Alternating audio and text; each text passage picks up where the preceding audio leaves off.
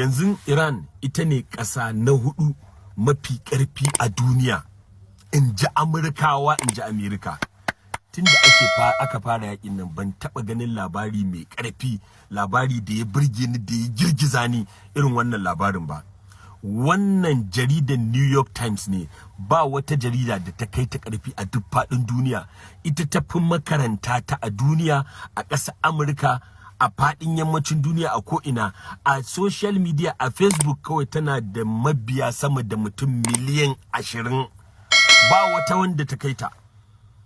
Jaridar New York Times ta hada opinion a duniya, wanda al'umma suka ce a yanzu ita ma jaridar ta tabbatar da haka. Iran ita ne ƙasa mafi ƙarfi na 4 a duniya. Ba wata ƙasa da ta isa ta fuskanci Isra'ila da Amurka kuma ta yi defeating ɗinsu su kasa kai ta ƙasa. Su ne ma yanzu ke roƙon a zo a yi sulhu. Iran ta ƙi yadda.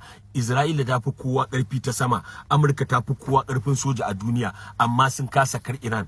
Ƙuduri guda ɗaya cikin 10 ko 5 da Isra'ila da Amurka suke da shi sun kasa cimma guda ɗaya. Iran tana nan gadagau. Duk irin ƙarfafa jaridu da surutu da ake, ba wanda ya kai New York Times da haɗa information da komai. To ta ce Iran ita ce ƙasa na 4 mafi ƙarfin soja yanzu a duniya. Ta tabbata. Ku je Play Store sauke manhajar mu na dan show, muna sai da data mai arha, data mai sauki, data mai ƙarko, data mai daɗin amfani.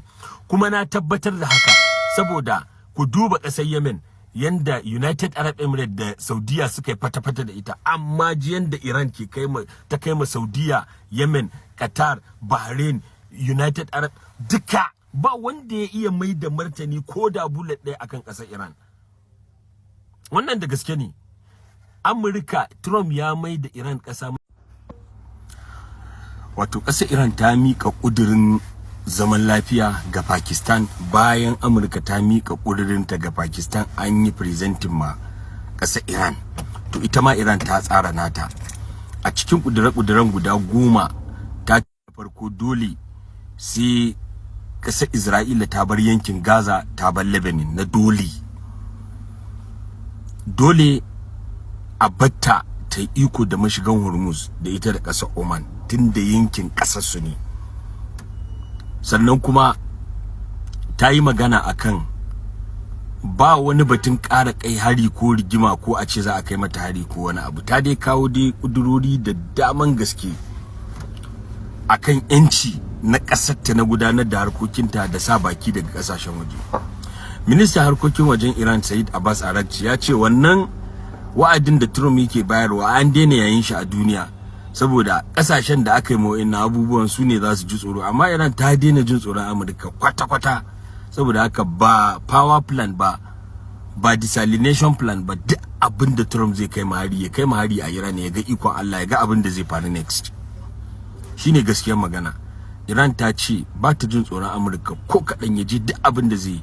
In kuma ba a yi buƙatar da ta je ba, to za ta rufe Bab al-Mandad, wato yankin mashigar ruwa na ƙasar Yemen. Shi ma ana fito da mai daga Saudi Arabia, daga sauran ƙasashen duniya. Ta ce za ta rufe nan wurin shi ma. Kawai umarni za ta ba ma Houthi na Yemen su rufe. Na samu bayanan na Al Jazeera da TRT da CNN da sauran kafafe na duniya. Ku je Play Store sauke manhajar mu na dan show, muna sai da data mai arha, mai sauki, mai karko, data mai daɗin amfani. Nagode.